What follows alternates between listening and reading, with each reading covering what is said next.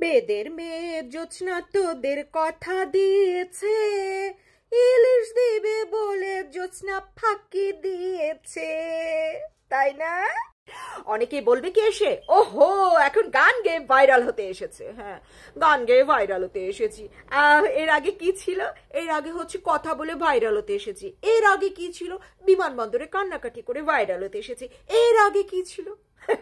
বিশ্বে একমাত্র আমি, শুধু ভাইরালই হয়ে যাচ্ছি, ভাইরালই হয়ে যাচ্ছি।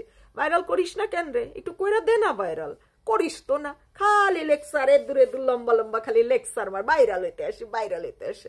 ভাইরাল তো আর করিস না। যাই হোক, আচ্ছা ঠিক আছে, যেটা বলতে এসেছিলাম শোনেন, এই ইউটিউবার বলেন, সোশ্যাল মিডিয়া পার্সন বলেন, এই টাইপের যারা সেলিব্রিটি হয়ে গেছে না, তারা না জনগণকে অ্যাজ এ গ্র্যান্টেড নেয় ভোদাই হিসেবে।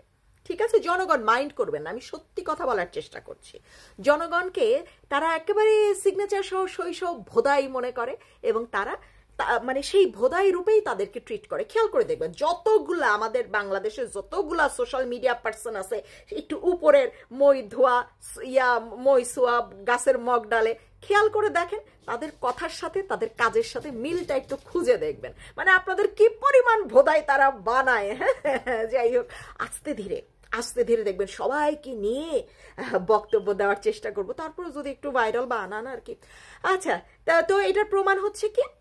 এটার প্রমাণ হচ্ছে সোশ্যাল মিডিয়া পার্সন আগে পরে যাই, জনগণরে কিভাবে ভোদাই বানায়। জনগণ জানে যে ভারত বিদ্বেষী বক্তব্য দিলে জনগণ সেই তালি মারে। হ্যাঁ, মানে ভারতের বিপক্ষে থাকতে হবে, আর যাই হোক ভারতের বিপক্ষে থাইকা এই টন চালাই না পেটে ভাত দিতেছে। হ্যাঁ, বাংলাদেশের জনগণ সামান্য লজ্জা নাই, পেটে ভাত তো ভারতের দিতেই হবে, পেঁয়াজ ভারতেরটা খাইতেই হবে, মরিচ ভারতেরটা খাইতে হবে। যখন দ্রব্যমূল্যের দাম বাইরে যায়, চালের দাম বাইরে যায়, তখন ভারতের দিকে এমনি তাকাইছে, এই ভারত চাল দিবি না, এ দে না চাল, দে না, আর তো চাল কিনতে পারতেছি না, দে না চাল, দে না।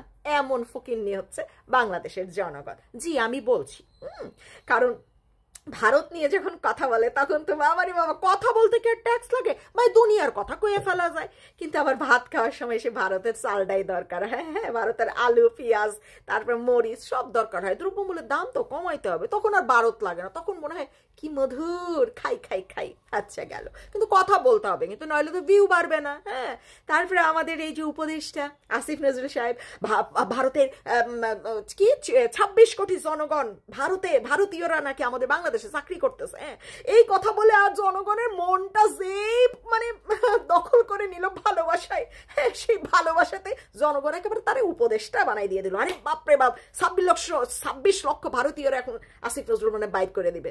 100 বাইর করতে পারছে? খুঁজে বাইর করতে পারছে?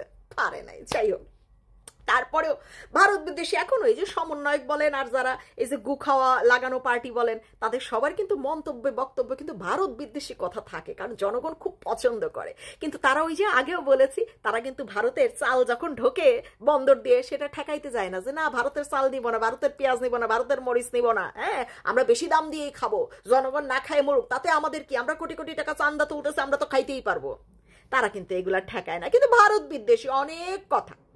তারপরে কি আমাদের এই যে ইলিশ কন্যা, মৎস্য কন্যা, উনি যখন ক্ষমতা নিয়েছে, আরে কি যে মানে বাংলাদেশে তো প্রতি ঘরে ঘরে ফ্রিতে ইলিশ দিয়ে বেড়াচ্ছে। আপনি খান নাই ফ্রিতে ইলিশ? পান নাই বুঝি? ও আচ্ছা, তাহলে আপনার ঘরের ঠিকানা মনে হয় পায় নাই। আচ্ছা, উনার ক্ষমতা নেওয়ার পরে মানে এত ইলিশ একেবারে কম দামে চলে আসবে, জনগণ 2 টাকা দরে ইলিশ খাবে, প্রত্যেকের বাসায় ফ্রি ইলিশ যাবে, জনগণ তো সেই খুশি, বাবারে বাবা, তারে মাথার উপরে বসাই দিছে। তারপরে ভারতে একটিও মানে জনগণ না খাইতে পারলে কিন্তু ভারতে একটিও ইলিশ যাবে না। হ্যাঁ, যাবে না, কিন্তু সম্ভব না যাওয়ার। 5,000 টন, মাত্র 5,000 টন ইলিশ পাঠাইছিল গত বছর ক্ষমতা নেওয়ার পরপরই, যেটা 54 বছরেও নাকি বাংলাদেশের রেকর্ডে নাই, কোন সরকার পাঠিয়েছে। যাই হোক, ইনারা রেকর্ড করার জন্য কিন্তু যথেষ্ট। হ্যাঁ, তারপরে হচ্ছে এই বছর, হ্যাঁ, আজকে বৃষ্টি নাই, ইলিশ নাই, আজকে চাঁদ বাঁকা উঠছে, ইলিশ নাই, আজকে সূর্য ডুববা গেছে, ইলিশ নাই, আজকে হচ্ছে কুয়াশা পড়ছে, ইলিশ নাই। বাংলাদেশ তো ইলিশ নাই, কারণ ইলিশের দাম অনেক বেশি। হ্যাঁ, কিন্তু সে কিন্তু চেষ্টা আস্থা ছাড়ে নাই, বিশ্বাস ছাড়ে, চেষ্টা চালাই যাইতেছে। জনগণ সেই ভালোবাসায় রাখছে তো, রাস্তায় বাইরে হলে তো পিড়াইতেছে না, হ্যাঁ সেই ভালোবাসায় রাখছে। ইলিশ তো জনগণরে দিবেই দিবে, দাম বেশি তাতে কি, মনের মতন পেয়েছি উপদেশটা। যাই হোক, 1200 টন ইলিশ নাকি দুর্গাপূজায় ভারত চলে যাচ্ছে। হ্যাঁ, তো জনগণ শোনেন, আপনাদেরকে যতই ভোদাই বানাক, একটা জিনিস একটু মানে মাথায় একটু ঘিলু রাখবেন যে ভাই, প্রতিবেশী দেশকে চাইলেই আপনি একেবারে উষ্টা মারতে পারবেন না, এটা সম্ভব না, বিশ্বের কোনো দেশে সম্ভব হয় নাই, তা আপনি নিশ্চয়ই বিশ্বের বাইরের কোনো দেশ না। হ্যাঁ, এটা একটু মাথায় ঢুকাই রাখবেন। এই যে সব রসালো ঘি মাখা, গুড় মাখা, চিনি মাখা, আরও যত মিষ্টি মন্ডাই মাখা ডায়লগগুলো দেয়, এটা দেয় হচ্ছে আপনাদেরকে ভোদাই বানানোর জন্য। সোজা বাংলা কথা, আপনাদেরকে ভোদাই বানানোর জন্য। হ্যাঁ, এই যে যেসব জনগণ আবার এসে তাল দিয়ে ইয়া করেন না, কমেন্ট মারেন না যে ভারতের দালাল, আরে শালার বাচ্চা, শালির বাচ্চা, তোরা ভারতীয় শাড়ি ছাড়া কিছু কিনোসি না, ভারতীয় জামা কাপড় ছাড়া কিছু কিনোসি না।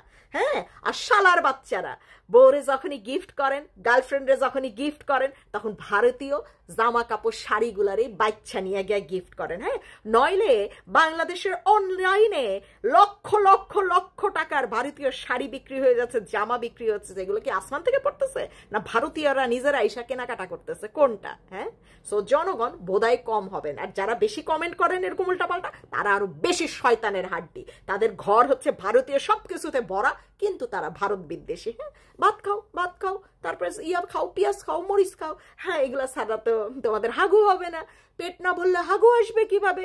ভারত বিদ্বেষী। হ্যাঁ, জনপ্রিয় হওয়ার জন্য এরা ভারত বিদ্বেষীর ব্যাপার স্যাপার ঘটায়, কিন্তু আসলে কিন্তু কিচ্ছু না, খুব ভালোবাসে তারা, ভালোবাসে, সে ভালোবাসি।